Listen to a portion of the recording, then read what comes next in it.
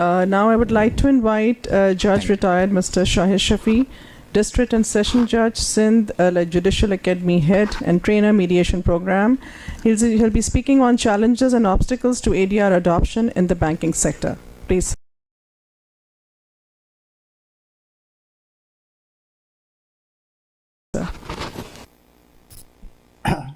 I work as Judge Banking Court in three different districts, in Karachi, in Larkana, as well as served in Islamabad.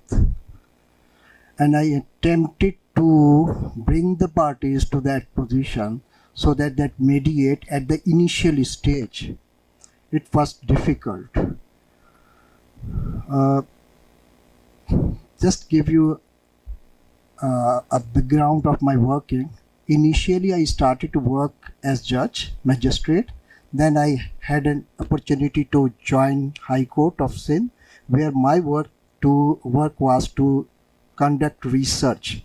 When I was doing some research, I proposed an amendment in law. I thought that I should propose an amendment in law that was in respect of service of summon. एक बहुत पुराना सा तरीक़ाकार था, that was ढोल बजाओ और लोगों को बताओ कि तुम पे ये litigation हो गई है. तो I thought it is a new era of technology, and this ढोल बजाओ is old philosophy. मैंने कहा कि इसको हटा देना चाहिए. फिर किसी वजह से I could not place that idea in my proposal, छोड़ दिया. I became the judge of banking court at Larkana. वहाँ एक साइन थे, उनकी 3 मरतबा पब्लिकेशन हो चुकी थी, कोई उनकी फैक्ट्री ख़रीदने नहीं आता था और वो ये सबको ये कहते थे कि मेरी फैक्ट्री कौन ख़रीदेगा. So I recall that process of service. I directed to my process server, go with ढोल और जाओ बजाओ साईं सरदार फलाने का खिलाफ केस नंबर ये इतने लाख रुपए. अभी वो सिर्फ और सिर्फ 2 फरलांग चला था उस ढोल के साथ. उसको पकड़ा गया, बेलिफ को कहा तू इधर आ जा. सुबह साईं मेरे पास थे और मुझे कहा बैंकर को बुला ले, ADR शुरू. So the mode of service जिसे मैं कहता था it is an outdated approach, तो वो मुझे यूज़ हुई, मैंने यूज़ किया as tool to bring the parties on the table, particularly one who was in the position.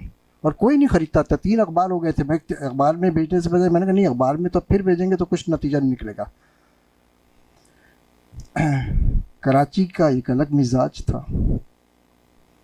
यहाँ पे मेडिएशन के लिए कैसे लेके आऊँ. एग्जीक्यूशन हुई तो एग्जीक्यूशन के अंदर बैंकर से बात की, देखो भाई 5,000 रुपये is the fee of Nazir and he is going to be appointed and he will inspect the place which is going to be sold, auctioned. उस जगह को जाके देख के आएगा. अभी अखबार में सेल के लिए भेज ही नहीं रहे. अखबार का वो 20,000 का 25,000 का नुकसान अभी शुरू ही नहीं हुआ. नाजिर जाता था 4 आदमियों के साथ, दरवाज़ा खटखटाता था. जी क्या हुआ. मैं इस घर में रहता हूँ. जनाब घर में तो रहते हैं, ये है अखबार में इश्तिहार हम देने लगे हैं, इसे बेचना है. मैं नाजिर हूँ, जज साहब ने ये मुकर्रर किया, देख के आओ कि घर की पोजीशन क्या है, ताकि वर्थ मुझे तो पहले तो बेचूंगा तो बाद में, पहले तो मुझे वर्थ को तय करना है कि 2 मिलियन के 5 मिलियन के 20 मिलियन है कितने का. सो मैंने वो वर्थ को एवेल्यूएट करने का तरीक़ाकार किया कि एक इंस्पेक्शन नोट आ जाए कि कंस्ट्रक्शन कितनी पुरानी, कितने कमरे, कैसी कंस्ट्रक्शन, ताकि हम उसकी वैल्यू को करें. वो भी बस वैल्यू तो क्या ही होती थी, दूसरी तरफ एक थ्रेड ही होती थी और एक मोटिवेशन, किसी तरीके से कंपेलिंग सर्कमस्टांसेस होते थे. Come and sit with the banker and start talking. कुछ भी है, कम हो ज़्यादा हो, लेकिन इसको एक तरह से डिज़ोल्व करें. वरना CPC के जिस ऑर्डर को मैं हैंडल करता था एग्जीक्यूशन, 102 रूल थे उसके। 102 रूल्स जो है ना, एक अच्छा वकील कम से कम 200 तारीखें तो ले सकता है। सो एक दो ऑप्शन ये थे जो हमने अप्लाई किए। और इशू है कि पार्टीज इसमें आई कैसे। मैं जनाब से भी, इसाक साहब से भी कह रहा था कि इनिशियल जब आप लोग ये सोचते हैं कि इस कंपनी को 5 केस दे दिए जाएं, उसको 10 केस दे दिए जाएं, so instead of referring cases, assigning cases, we may make another attempt. आप केसेस भेजने से पहले क्यों ना to approach a mediation centre, mediation centre Shahid Shafiq, mediation centre Ishaq साहब, मेडिएशन सेंटर अहमद साहब, मेडिएशन सेंटर कोई सा भी, किसी भी मेडिएशन सेंटर, किसी पे यकीन नहीं है, mediation centre, court annex mediation centre high court, उसको क्यों ना हम एक एप्लीकेशन दे दें कि matter may be resolve through मेडिएशन और हमारी ये दूसरी पार्टी है, इसके साथ बैठ के कर लें। अच्छा, अब इसको लेजिस्लेटिव बैकअप है कि नहीं है?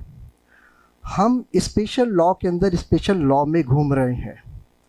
23 ऑर्डर 23 रूल 3 की एक एप्लीकेशन बाद में कंप्रोमाइज़ की देते हैं, तो सेक्शन 89B एग्जिस्ट करता है। सेक्शन 89B ये कहता है कि without approaching to the court of law, the two parties may approach to the mediator and get resolve the dispute, and once it is resolve the amicable settlement may be brought before the court will endorse it, and the judgment and decree will be passed. Section 89B, it was amended in 2018. तो हम उसको कहीं पे कोशिश अगर करें कि उस 289B की फिलॉसफी को कहीं इस्तेमाल करें, एक तरीकाकार ये भी हो सकता है कि बैंक इन हाउस ही मेडिएशन के लिए बुलाएं।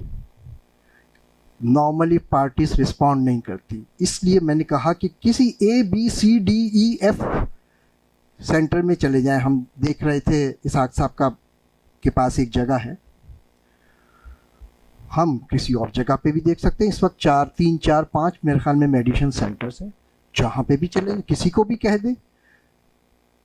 आई बिलीव कि मैं इसाक साहब के बिहाफ पे जुर्रत करके ये कह रहा हूँ कि अगर इसाक साहब के मेडिएशन सेंटर में कोई भी बैंकर आके ये कहता है कि साहब मेरे केस को मेडिएशन कर दीजिए, and right now we are not going to pay, हम कुछ अल्टीमेटली कुछ रिजॉल्व हो जाएगा तो हम कर देंगे, तो ये फ्री ऑफ कॉस्ट करेंगे, नाकाम हो जाएगा तो ज़ीरो पे चले जाए भले, लेकिन कम से कम हम एक इनिशिएट तो करें, इस प्रैक्टिस को लेके तो आए। अच्छा, कुछ फरीकैन ऐसे होते हैं जिन्हें स्टेट के ऊपर ही थोड़ा सा ट्रस्ट होता है, पर्टिकुलरली जुडिशियल सिस्टम पे लोग थोड़ा सा कहते हैं कि नहीं हम जुडिशियल फोरम पे जाएं। So court annex mediation centre has been established within the premises of high court of Sindh, so the parties may approach to them as well. The banker may make an application to the mediator who is sitting in the high court. The high court की तरफ से जब एक notice जाएगा party B को कि bank A and B bank has filed an application and requesting that कि इस मामले को रिजॉल्व कर लेते हैं, तो वहाँ पे हम रिजॉल्व करने का एक ऑप्शन हो सकता है। मैं नहीं समझता कि 100% केसेस रिजॉल्व हो जाएंगे या 50% हो जाएंगे। मैं तो कहता हूँ अगर 25% भी केसेस का रिजॉल्व होना उस ऑप्शन से होता है, तो हम इंस्टीट्यूशंस के कितने पैसे बचाएंगे, हम कितना टाइम बचाएंगे। तो कहीं उस मैकेनिज़्म पे हमें सोचने की ज़रूरत है। बैंकिंग कोर्ट में जो स्पेशल लॉ है वो मुझे स्पेसिफिकली नहीं कहता था कि केस रेफ़र करो या केस को मेडिएशन के ज़रिए रिजॉल्व करो, रोकता कहाँ है? नहीं रोकता। That is why you come before the judge and say we have settled the dispute, now going to withdraw, or these are our terms and condition, the case may be disposed of in terms of the compromise। तो वो भी degree हम कर देते हैं, तो रोका तो नहीं है कि कंप्रोमाइज़ ना करो, तो हम ज़रा सा इसको स्ट्रक्चर्ड कर लेते हैं और हमारे पास बैकिंग है। जब सीपीसी का सेक्शन 89B ये बन रहा था या इसको आर्टिकुलेट किया जा रहा था, तो मैं उस कमेटी का मैं भी मेंबर था। हमने डेलिब्रेटली एक लफ्ज़ इस्तेमाल किया था, सिविल एंड कमर्शियल। तो मैं क्योंकि बैंकिंग कोर्स से गुजार चुका था, तो मैं कहीं पे सीपीसी में कमर्शियल के लफ्ज़ को इस्तेमाल ऐड करवाया था, ताकि कमर्शियल लिटिगेशन जिनकी है, अगर वो इसको आना चाहें तो उसे अवील कर सकते हैं। तो कुछ रास्ते ढूंढने की ज़रूरत है। मैं तो बैंक की मैनेजमेंट से रिक्वेस्ट करूँगा कि वो साइन करने से पहले एक अटैम्प्ट करने में तो कोई हर्ज नहीं है। इसाक साहब का सेंटर है, इंडिविजुअल्स मेडिएटर्स हैं, इंडिविजुअल मेडिएटर्स हैं। अब मैंने और जावेद कीरियो साहब ने हमने इटली से मेडिएशन की ट्रेनिंग ली, हम मेडिएटर हैं। मैंने सिंध जुडिशल एकेडमी में कोर्ट एनेक्स मेडिएशन सेंटर पहले जिन सिंध जुडिशल एकेडमी में था, we receive number of cases not from the banking sector but civil litigation हमें बहुत आई, रेफर होके आई, और मैंने बेशुमार केसेस डिस्पोज ऑफ किए और सक्सेसफुल हुए। बहुत सारे नाकाम भी हुए लेकिन सक्सेसफुल भी बहुत सारे हुए। कमर्शियल लिटिगेशन जितनी सक्सेसफुल हुई है वो उसकी रेशो ज़्यादा थी। तो हमें कहीं ऑप्ट करने पे इंडिविजुअल्स के पास जाने में और उनके पास किसी सिस्टम के पास जाने में कोई हर्ज नहीं है। मैं कम से कम 2 आदमियों के बारे में तो ये कहूँगा, एक इसाक साहब है और एक खुद शाहिद शफीक साहब है, कि अगर कोई भी मैटर बैंक की तरफ से हमें रेफ़र होगा तो हम ना पहले चार्ज करेंगे ना बाद में चार्ज करेंगे, देखेंगे जब कभी चार्ज करने वाला वक्त आएगा। तो कम से कम हम इसे इनिशिएट तो करें, मार्क्स तो हो, हम एक अटेम्प्ट तो करें, लोगों के जहन में तो आए कि instead of 10 years a matter may be resolve in a month और 2। कोई उस विजडम को हम इंट्रोड्यूस कराने की कोशिश तो करें। Thank you very